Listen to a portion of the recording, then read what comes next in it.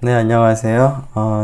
이번 시간에는 11장에 있는 내용을 이제 시작을 해보려고 합니다. 11장에 있는 내용과 10장에 있는 내용은 매우 밀접한 관계가 있는데, 큰 차이는 표본의 크기가 큰 경우는 우리가 10장에서 생각을 해 보았고요. 11장에서는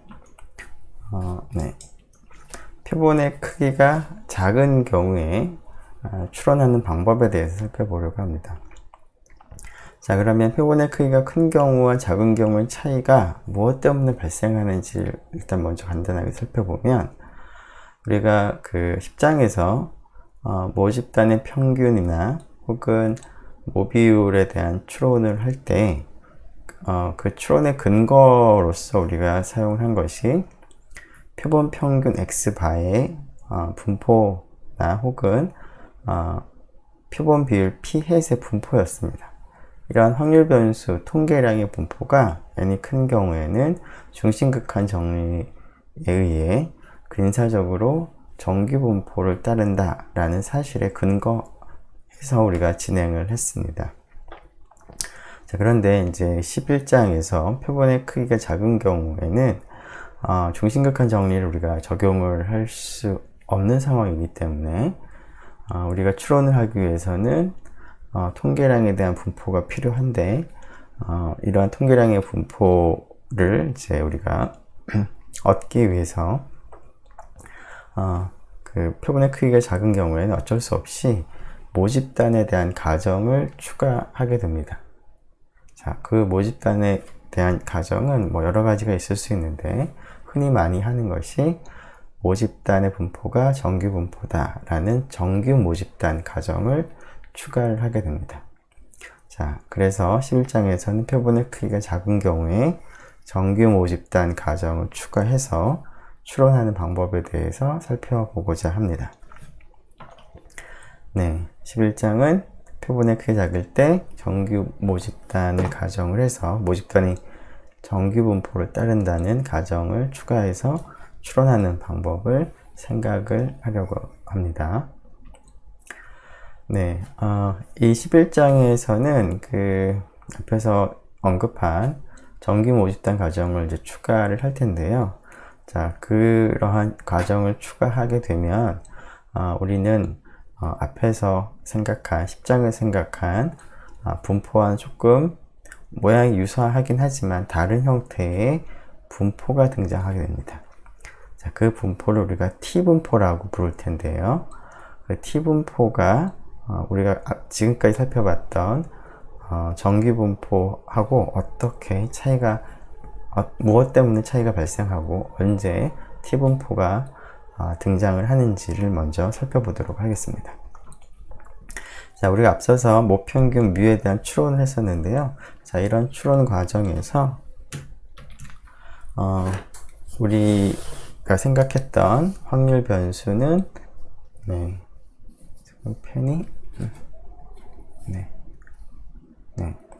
그 x바라고 하는 확률 변수 통계량을 이제 떠올렸고요.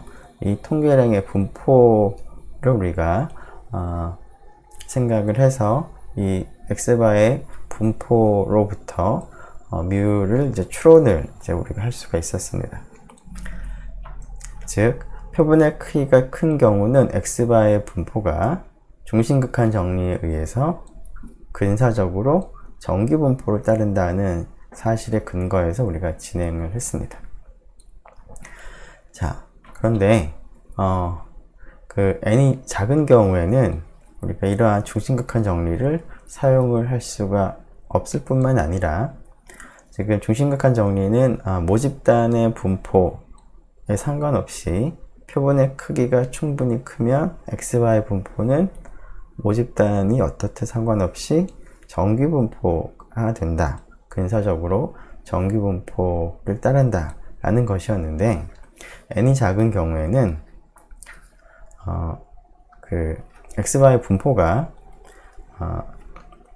n에 따라서도 바뀌지만 모집단의 모습에 따라서도 x바의 분포가 달라지게 됩니다. 즉, x바의 분포가 뭐 예를 들어서 균일 분포인 경우와 한쪽으로 치우친 분포인 경우, 혹은 이런 대칭형 분포에 대해서 n이 뭐 예를 들어서 한 5 정도, 표본의 크기가 5 정도일 때 x바의 분포를 우리가 생각을 해보면 각각의 모집단에 따라서 x바의 분포가 다 천차만별이 됩니다. 또한 n이 5인 경우와 더불어서 예를 들어서 7인 경우를 생각을 해보면 n이 7인 경우도 분포가 다 달라지는데, 같은 모집단의 그 분포가 균일 분포라 하더라도 n이 5일 때 x바의 분포와 n이 7일 때의 분포는 또 서로 다른 그런 분포 모양을 나타냅니다. 그래서 여기 있는 것들이 n에 따라서, 모집단에 따라서 모양이 다 달라진다라는 겁니다. 뭐 그 분포의 형태를 우리가 이제 뭐 따로 그리기가 어려우니까 그냥 기호가 다 다르다라는 걸로 모양이 달라진다를 나타내도록 하겠습니다.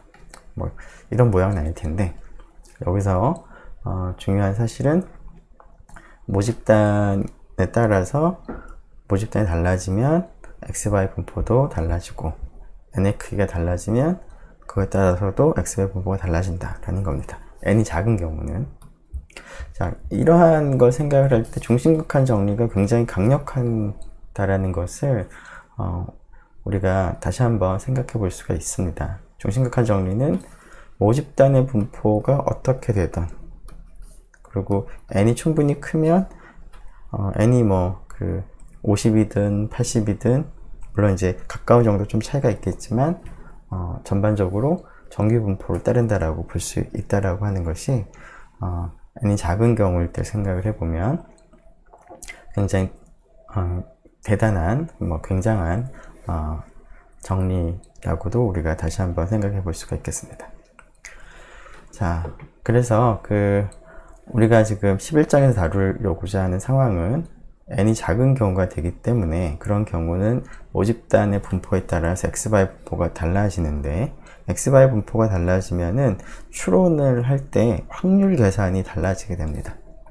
따라서 우리가 n이 작은 경우에 x바에 대한 추론을 하기 위해서는 모집단의 분포를 일단 정해야지만 x바의 분포가 정해지고, 그에 따라서 우리가 이제 x바와 관련된 확률을 우리가 계산을 할 수가 있게 됩니다.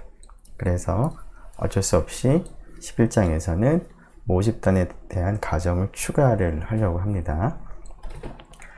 네. 자, 그런데 여러 가지 모집단들이 있겠지만, 그 중에서 우리가 분석을 하기 용이한, 흔히 많이 하는 모집단에 대한 가정이 모집단의 분포가 정규 분포다라는 가정입니다. 즉, 모집단의 분포가 정규 분포일 때는 x바의 분포가 n이 작을 때 어떠한 분포가 될지 우리가 알아내고, 그것을 토대로 해서 n이 작은 경우에 x바와 관련된 확률을 우리가 계산을 할 수가 있게 되고, 그거에 근거해서 모집단의 평균에 대한 추론을 우리가 10장에서와 유사하게 진행을 할 수가 있습니다. 자, 물론 10장에서와 11장에서는 x바의 분포가 다르지만 분포의 차이만을 제외한다면 그 이후부터 진행하는 과정은 동일하게 됩니다.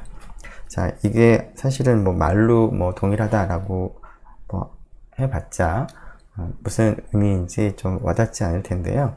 11장에서 10장에서 했던 추론을 우리가 거의 유사하게 진행을 할 건데, 그때 차이가 어떻게 생기고 무엇 때문에 생기고 어떤 점이 공통적인 점인지를 보게 되면 그런 추론의 공통성과 차이성들에 대해서 여러분들이 조금 더 실감할 수 있게 될 것 같습니다.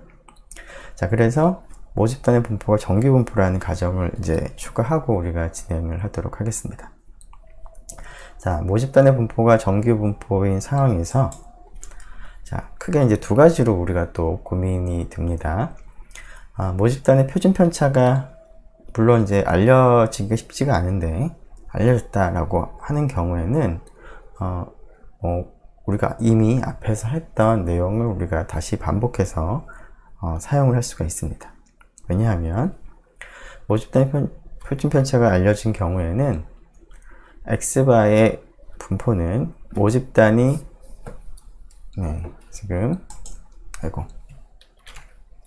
모집단이 정규 분포일 때, 즉 그러한 정규 분포로부터 랜덤 임의 표본을 추출하게 되면 x1부터 xn을 우리가 추출하게 되는데요. 이러한 확률 변수가 IID가 되죠. 즉 각각의 분포는 모집단의 분포와 동일하고 그리고 서로 인디펜던트한 확률 변수들이 얻어지게 됩니다. 자, 이때 이 x1부터 xn의 각각의 분포가 모집단의 분포랑 같기 때문에 x1부터 xn들은 모두 정규 분포가 되겠습니다. 같은 평균, 같은 분산을 갖는. 자, 모집단의 분포가 정규 분포이기 때문에 자, x1부터 xn이 정규 분포를 따르면 우리가 정규 분포를 따르는 확률 변수의 성질 중에서 정규 분포를 따르는 확률 변수들을 그리고 독립인 확률 변수들을 다 더하고 그 다음에 어떤 적당한 상수를 나누게 되면 좀 더 엄밀하게는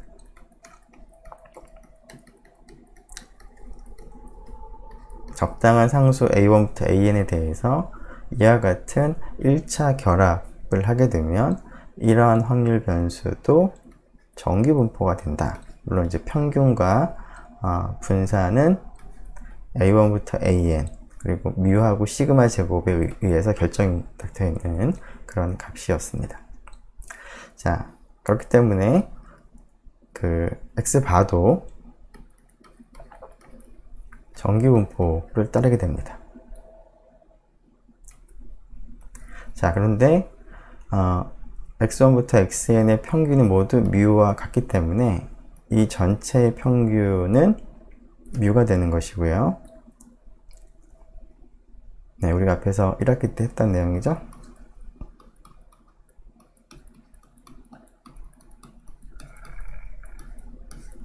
자, 이것은 이제 n분의 1이 앞으로 나오고요.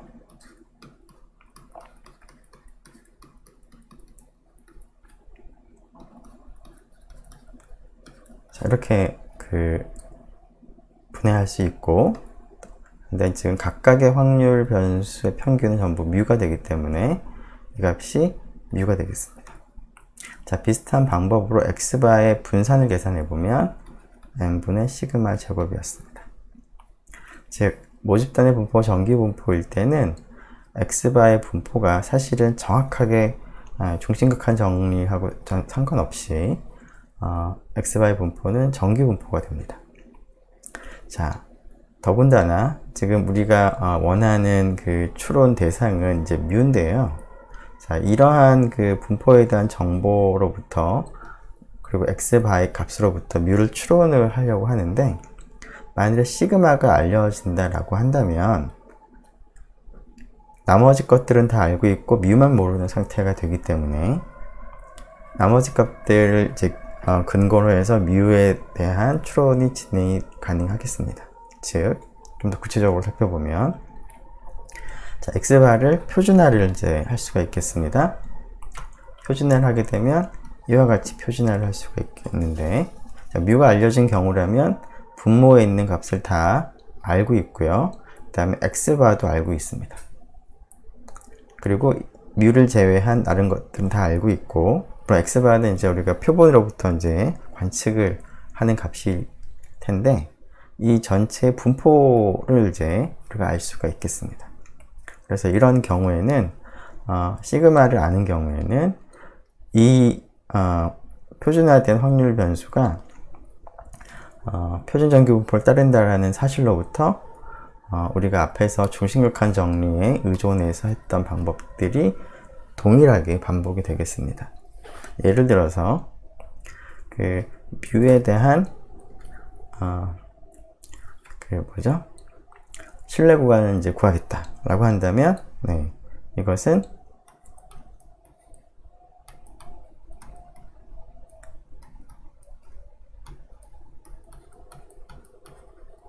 이와 같이 우리가 확률과 관련된 부등식을 생각을 할 수가 있고, 이 부등식으로부터 확률 안쪽에 있는 이 부등식을 이제 뮤 입장에서 표현을 하면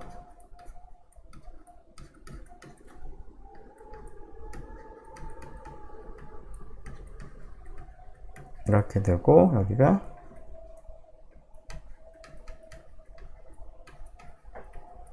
이렇게 되겠습니다. 그래서 그 확률이 1-알파가 되므로 뮤가 있을 법한 구간으로 왼쪽 끝점, 오른쪽 끝점을 우리가 제시하면 그 구간 안에 뮤가 들어갈 확률이 1-알파가 되므로 우리가 신뢰도가 1-알파인 100 곱하기 1-알파 %인 신뢰 구간이라고 얘기할 수가 있겠습니다.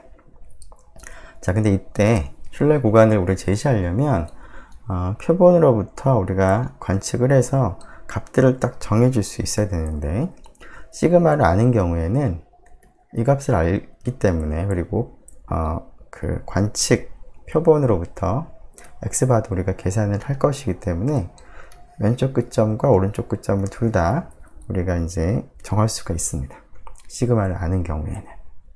자, 그래서 앞에서 했던 내용을 그대로, 10장에서 했던 내용을 그대로 반복을 할 수가 있습니다.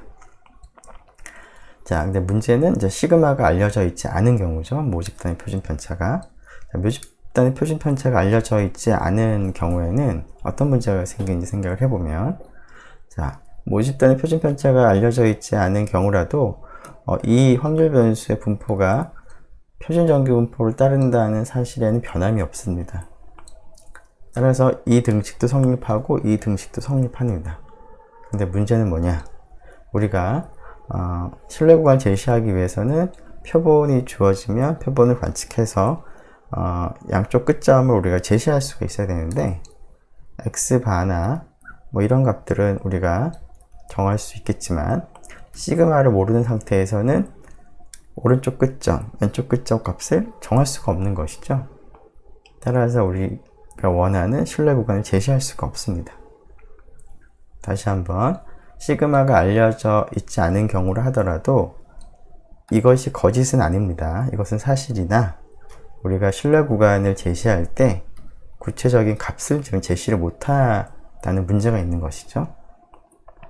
자, 그래서 묘집단의 표준 편차가 알려져 있지 않은 경우에는 시그마와 값이 똑같지는 않더라도 유사하지만 우리가 계산할 수 있는 값이 필요합니다.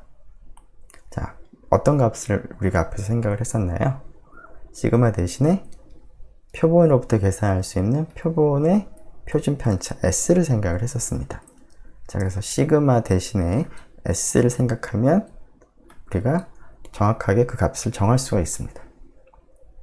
자, 그런데 문제는 우리가 앞에서는 n이 큰 경우에는 시그마 대신에 S로 바꿔도 확률에 큰 차이가 없어서 우리가 원하는 신뢰도를 가진 그 신뢰 구간으로서 우리가 제대로 적절한 그런 값을 우리가 구할 수가 있는 것인데요. n이 작은 경우에는 시그마하고 s가 차이가 비교적 크게 나고, 그것에 의해서 우리가 원하는 신뢰도를 가지는 신뢰 구간이 그 양쪽 끝점이 크게 달라질 수 있습니다. 그래서 내가 처음에는 이제 1-알파인 신뢰도를 계산하려고 이렇게 계산했는데, 시그마 대신에 s를 딱 집어넣는 순간에 양쪽 끝점이 달라지고 그거에 의해서 신뢰도가 달라질 수 있다는 것입니다. 그러면 전혀 엉뚱한 신뢰 구간이 구해지는 문제가 생기는 것이죠. 자, 이러한 문제를 이제 우리가 해결하려면 시그마를 s로 바꿨을 때 이러한 형태의 확률이 어떻게 되는지를 우리가 계산을 할 수가 있어야 됩니다. 즉 시그마 대신에 S로 바꿨을 때 여기를 생기는 확률 변수가 분포가 어떻게 되는지를, 분포라고 하는 건 확률적으로 어떻게 값이 바뀌는지를 나타내는 것이니까, 우리가 이러한 확률을 우리가 명확하게 계산하기 위해서 시그마 대신에 S로 바꿨을 때, 그 확률 계산하기 위해서는 이 확률 변수에서 시그마가 S로 바뀌었을 때가 분포가 어떻게 되는지를 알아야 됩니다. 자, 그 얘기를 계속 해보죠. 자, 이거를 이제 지울까요? 네.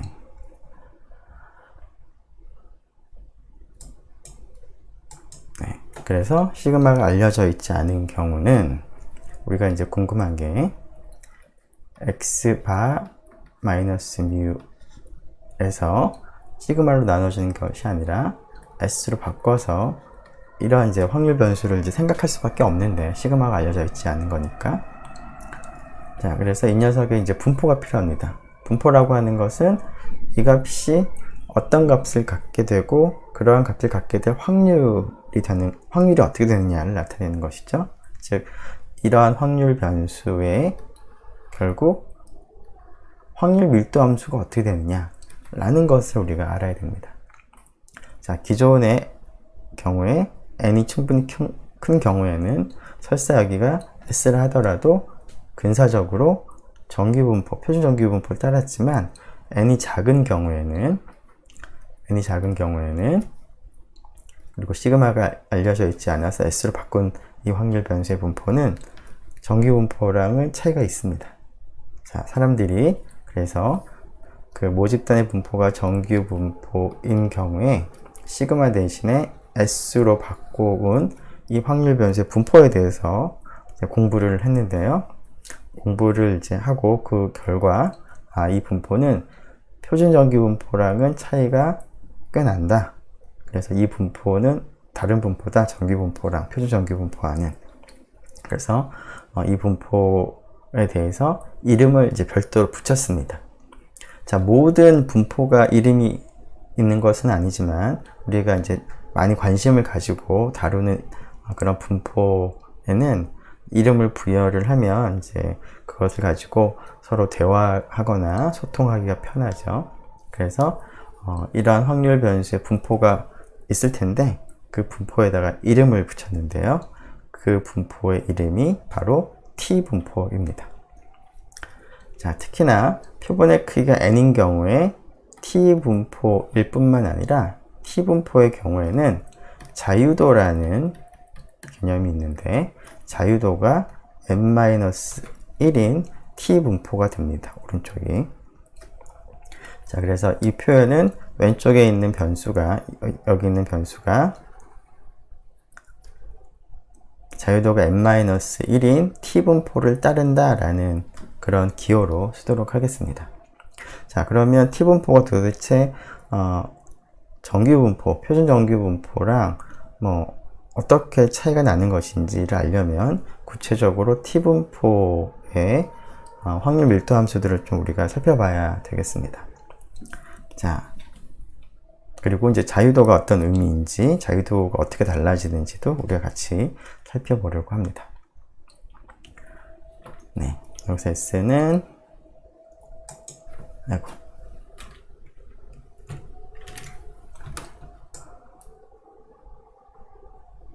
우리가 언급했던 표본의 표준 편차입니다. S제곱은 표본의 분산이고요. 네. 그러면 T분포가 이제 우리 관심의 대상이 됐습니다.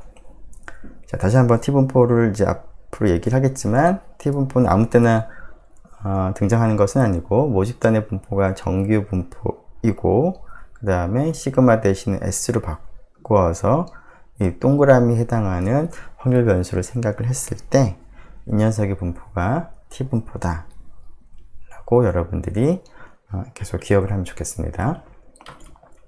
자, 그러면 T분포에 대해서 조금 더 적극적으로 한번 생각을 해보도록 하겠습니다. 자, 모집단의 분포가 평균이 뮤이고, 포인터로 바꾸죠. 정기분포이고 평균이 뮤이고 분산이 시그마 제곱인 정기분포를 따르는 경우에 x바의 분포는 n의 크기와 상관없이 n이 1이든 2든 3이든 상관없이 n이 작든 크든 상관없이 정기분포를 따른다는 것을 예전에도 우리가 살펴봤고 조금 전에 간단하게도 계산을 해봤습니다. 그리고 이 정기분포의 평균은 모집단의 평균과 일치하고요. 분산은 모집단의 분산 시그마 제곱을 표본의 크기로 나누어준 값이 x바의 분산이 되겠습니다. 그리고 이때 x바의 분포가 정규분포라고 하는 것은 중심극한 정리에서와는 달리 x바의 분포가 근사적으로 정규분포다 라는 것이 아니고, 중심극한 정리에서 그 x바의 분포는 근사적으로 정규분포다 라고 했는데 여기서는 근사적인 게 아닙니다. 모집단의 분포가 정규분포이면 n의 크기와 상관없이 x바의 분포는 정확하게 한치 오차도 없이 정규분포가 됩니다. 오른쪽 매개 변수 파라미터를 가지는. 자, 그래서 우리가 이제 11장에서 다룰 것은 이제 모집단의 분포가 정규분포라는 가정 하에서 다룰 건데요. 그 이유는 조금 전에 언급한 것처럼 n의 크기가 작은 경우를 우리가 얘기하려고 하는 이유 때문에 그렇습니다. 자, 그래서 일단은 모집단의 분포 정규분포인 경우를 가정할 텐데, 자, 시그마가 알려져 있지 않은 경우가 이제 우리의 주된 관심입니다.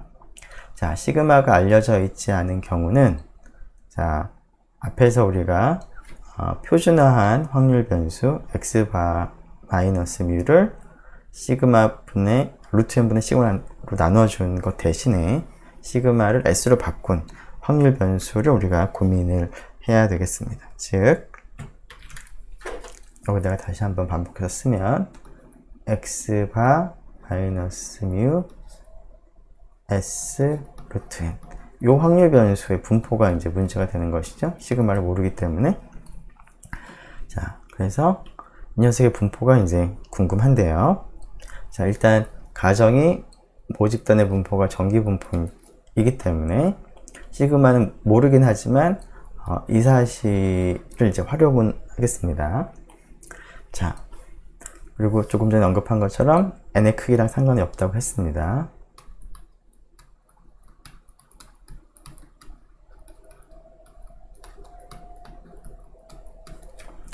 자, 이때 우리가 물론 10장에서 살펴본 건 n이 충분히 큰 경우고요. 11장에서는 n이 작은 경우가 되는데 n의 크기에 따라서 이 분포가 어떻게 되는지를 좀 먼저 생각을 해보려고 합니다. n이 큰 경우에는 중심극한 정리를 우리가 적용을 할 때 시그마 대신에 s로 바꾸어도 근사적으로 중심극한 정리를 적용할 수 있다. 즉, 모집단의, 물론 여기서는 모집단의 분포를 정규분포 가정을 하지만 설사 모집단의 분포가 정규분포가 아니라고 하더라도 n이 큰 경우에는 주어진 이 확률 변수의 분포가 근사적이긴 하지만 표준 정규분포를 따릅니다. 그래서 사실은 우리가 10장에서는 n이 큰 경우를 생각을 했고, 그래서 그 경우에는 모집단의 분포가 정규분포든 정규분포가 아니든 상관없이 이 사실을 이제 활용해서 우리가 추론을 했었습니다. 자, 이것은 이제 10장에서 했던 것이고요. 자, 11장에서의 상황은 n이 작습니다. 자, 이런 경우에는 이 녀석의 확률 분포가 필요한데 n이 작은 경우에는 이 확률 변수의 분포는 모집단의 분포에 따라서 달라지고 표본의 크기에 따라서 달라집니다. 자, 그런데 표본의 크기는 우리가 이제 표본을 조사할 때 정하는 값이니까 그렇게 되면 정해질 텐데, 모집단의 분포는 우리가 따로 정하지 않으면 정해지지가 않는 것이죠. 그럼 우리가 모집단의 분포를 마음대로 정할 수 있는 것은 아니고, 모집단의 분포가 정규분포인 모집단에 대해서 우리가 적용을 하려고 한다는 것입니다. 그래서 n이 작은 경우에는, 여기서 n이 크다 작다는 보통 30보다 크면 큰 경우였고요. 30보다 작으면은 작은 경우에 해당했었습니다. 자, 이 경우는 일단 모집단에 대한 가정이 필요하죠. 정규 모집단 가정을 하는데, 이 경우에는 여기 있는 확률 변수의 분포가 조금 전에 얘기한 것처럼 t 분포, 특히 자유도가 n-1인 t 분포가 되는데, 혹은 이것을 이 녀석의 확률 분포를 t 분포라고 부른다 라고 이름을 붙인 거라고도 생각을 해도 좋겠습니다. 그런데 한 가지 기억할 것은 이 분포가, 즉 t 분포가 표준 정규 분포하고는 이제 차이가 생긴다 라는 것을 이제 기억을 하면 좋겠습니다. 자, 이게 바로 이제 t 분포가 등장하게 되는 그런 상황인데요. 자, 이 사실을 우리가 정리를 한번 해보도록 하겠습니다. 자, 조금 전에 이 n-1을 자유도라고 불렀습니다. 일단 자유도라고 하는 말이 자유라는 말이 들어가서 뭔가 의미가 있을 것처럼 생각이 돼서 이게 도대체 무슨 의미일까 좀 궁금해 할 텐데요. 지금 현재는 이 자유도라고 하는 것은 단순히 이름이라고 생각하고요. 이것은 예를 들어서 정규분포도 평균과 분산이 달라지는 정규분포가 다양하게 많이 있죠. 그렇게 다양하게 많은 분포를 우리가 모두 정규분포라고 부르고, 뮤하고 시그마 제곱을 그러한 정규분포들이 달라지는, 정규분포 내에서 달라지는 일종의 파라미터라고 부를 수 있을 텐데요. 자, 여기서 자유도도 일단은 t분포 안에서 바뀔 수 있는 일종의 파라미터라고만 일단 생각을 하면 좋겠습니다. 무슨 뜻이냐면, 자유도가 1인 t분포도 있고, 자유도가 2인 t분포도 있고, 이런 여러 가지 t분포들이 있는데, 그런 것들을 묶어서 우리가 전부 다 t분포라고 부르는데, t분포와 t분포를 구분을 할 때 자유도라는 매개 변수, 파라미터가 있다.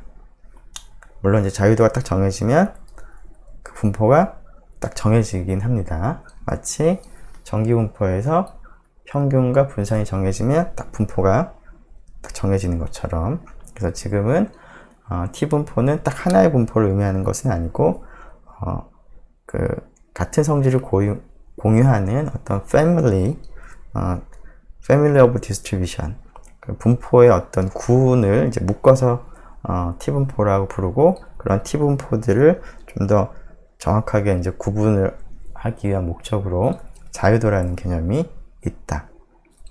즉, 표본의 크기가 n인 경우와, 예를 들어서 3인 경우와 n이 5인 경우는 자유도가 달라지겠죠? 자유도가 다른 t분포가 된다 라는 것만 일단은 기억을 하면 좋겠습니다. 자, t분포가 등장하게 되는 상황을 정리 한번 해보도록 하겠습니다.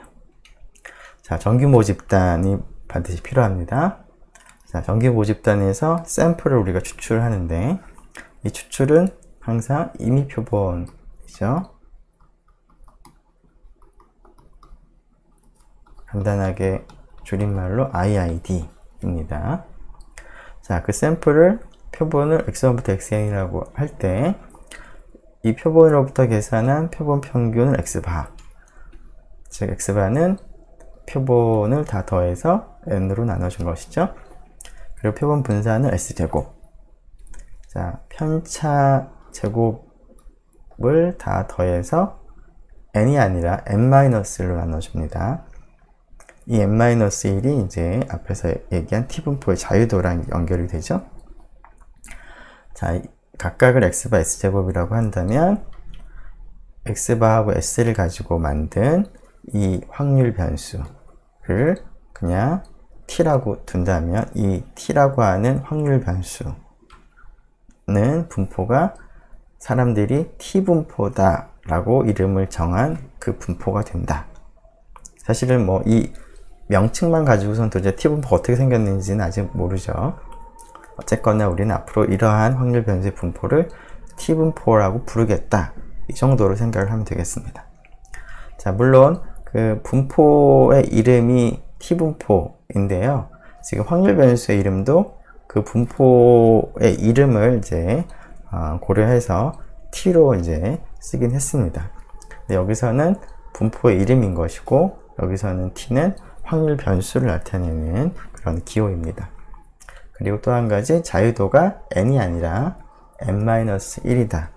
이 n-1은 표본 분산을 계산할 때 분모에 있는 값과 일치한다 를 기억을 하면 좋겠습니다.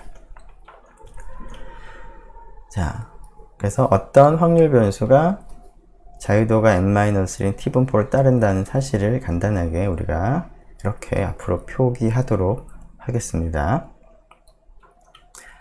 자, 그러면 도대체 t분포가 정규분포랑은 다른 분포라는 건 알겠는데 도대체 어떻게 생긴 거냐를 좀 살펴보려고 하는데요.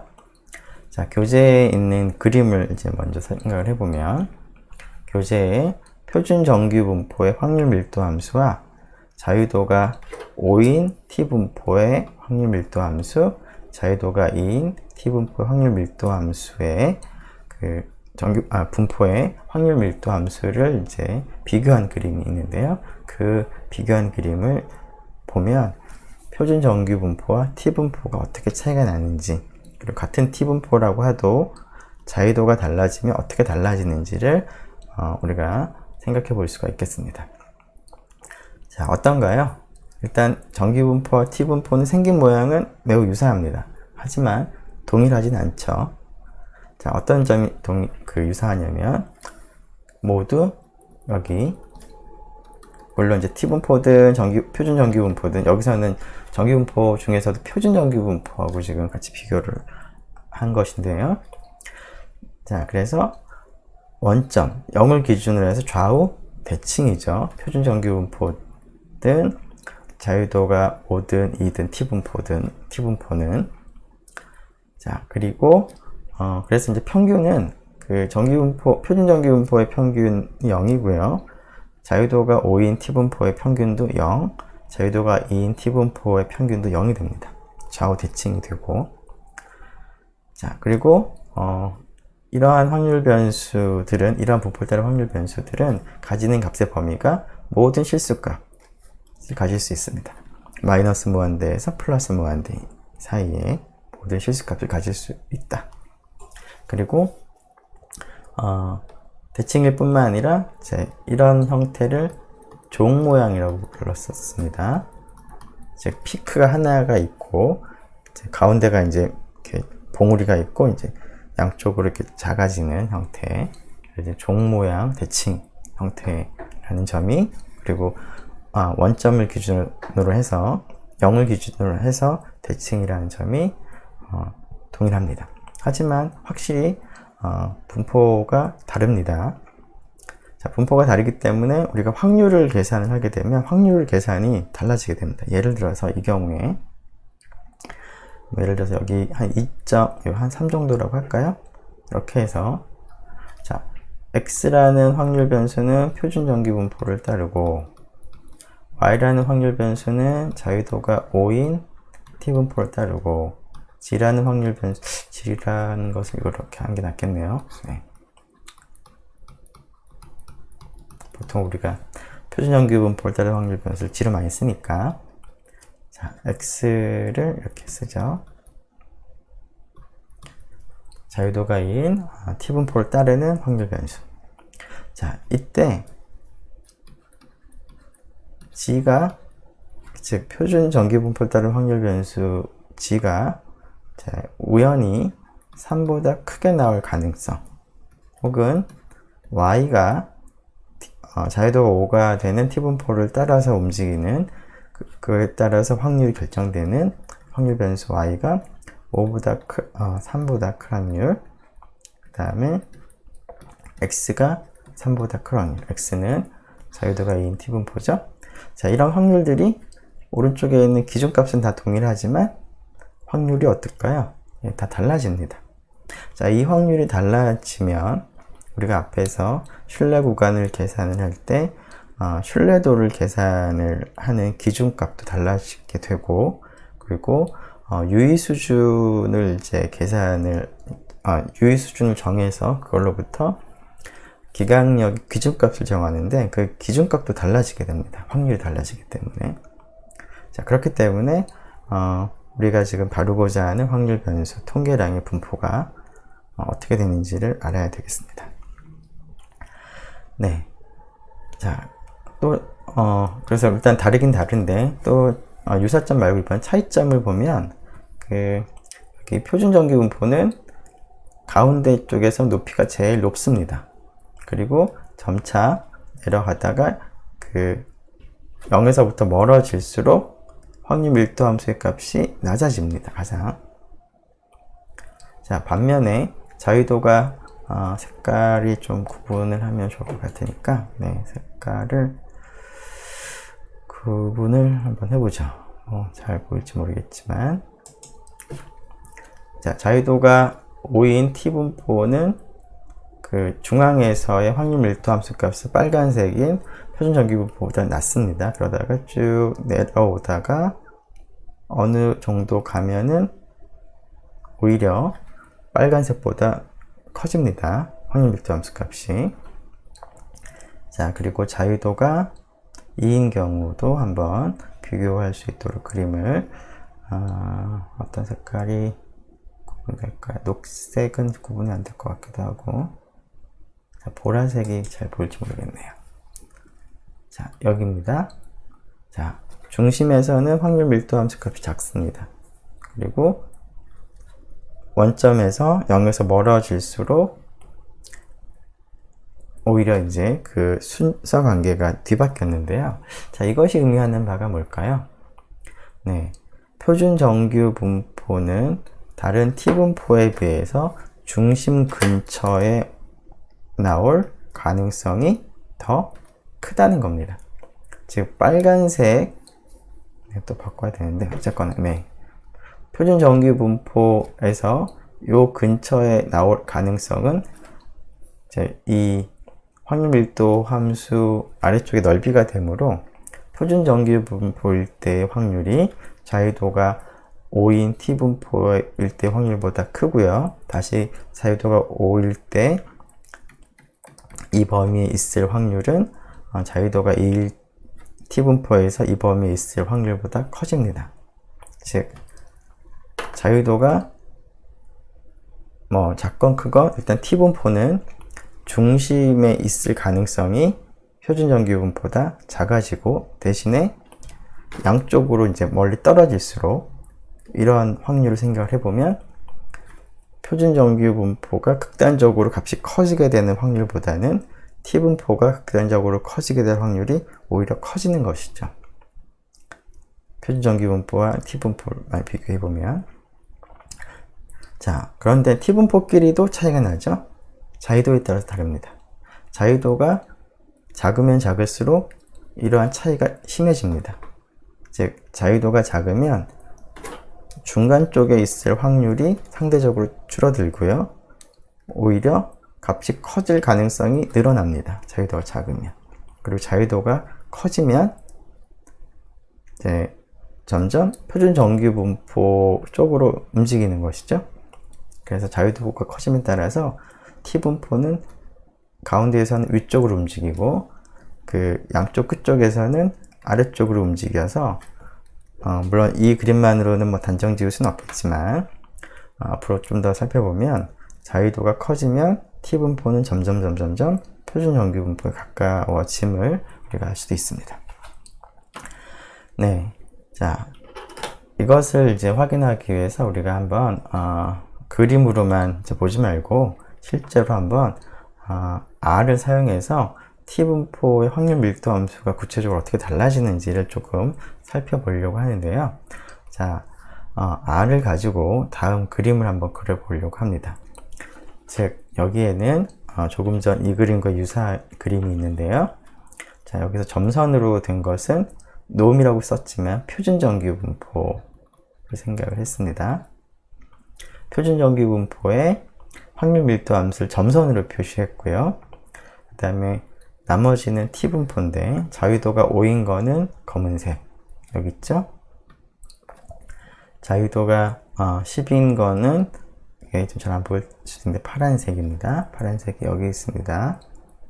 그리고 자유도가 30인 T분포의 확률 밀도 함수는 빨간색으로 그림을 그린 겁니다. 그래서 자유도가 5, 10, 30일 때 T분포를 보니까 자유도가 올라가면서 점점 가운데 쪽에서는 점선에 가까워지죠. 자, 이 범위가 이제 한 3 정도 되는 이쪽에서 생각을 해봐도 여기가 자유도가 5, 그 다음이 자유도가 10이죠. 아이고, 네. 조금 작아서 잘 보일지 모르겠는데 아무튼 파란색이 그 다음에 있죠. 그 다음에 빨간색이 있습니다. X. 그리고 여기는 점점 내려가죠. 점선까지 가까이 간다는 뜻입니다. 뭐 밑으로 내려간다는 뜻은 아니고. 자, 그런데 이 상태에서 또 보면은 그 값이 굉장히 커지면 그 차이가 어떤가요? 여기가 굉장히 작아지죠? 네. 그리고 물론 이제 0에서도 그 차이가 그 점점 작아지는 것을 볼 수 있습니다. 자, 이 그림을 이제 그려봄으로 해서 우리가 T분포의 모습을 조금 더 자세히 살펴볼 수 있을 것 같은데요. 일단 그 T분포에 대한 그림은 네, 시간상 잠깐 쉬었다가 계속 진행을 하는 걸로 하겠습니다. 네. 잠깐 그러면 멈추죠.